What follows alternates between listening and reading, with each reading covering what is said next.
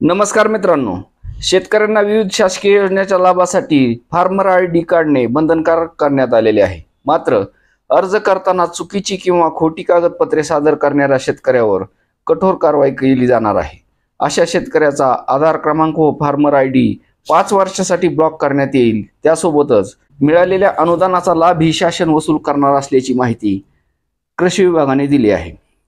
Farmer ID योजना कृषी विभागाची आहे। नोंदणीची जबाबदारी कृषी, ग्रामविकास आणि महसूल विभागाकडे आहे। मात्र या तिन्ही विभागामध्ये समन्वयाचा अभाव दिसून येत आहे।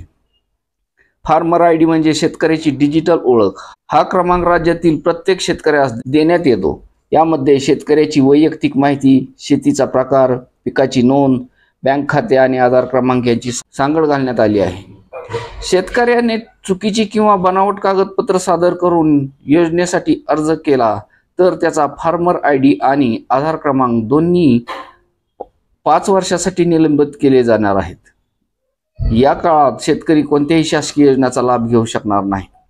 शासनाने अर्जाची पडताळणी आता ॲप्लिकेशन प्रोग्रामिंग इंटरफेस प्रणालीद्वारे सुरू केली आहे।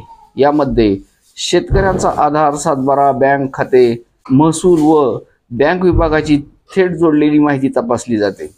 खोट्या माहितीद्वारे अनुदान मिळाल्याचे आढळल्यास संबंधित रक्कम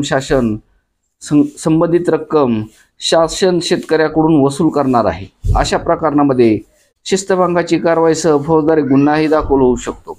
शेतकऱ्यांना कृषी विभागाच्या विविध योजना, अनुदाने, विमा, खते, बी बियाणे, सहाय्य यासाठी अर्ज करताना फार्मर आयडी आता आवश्यक असणार आहे।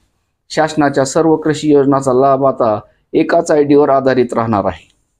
मात्र अर्ज करताना खोटी कागदपत्र सादर करणाऱ्या शेतकऱ्यावर कठोर कारवाई केली जाणार असल्याचे आता कृषी विभागाकडून सांगण्यात आले आहे। त्यामुळे शेतकऱ्यांनी याबाबतची काळजी घेऊन शक्यतो जी ओरिजिनल कागदपत्रे आहेत तीच अपलोड करावी किंवा चुकीची अथवा बनावट कागदपत्रे ही अपलोड करू नयेत अथवा कुठल्याही अर्जासोबत जोडू नये।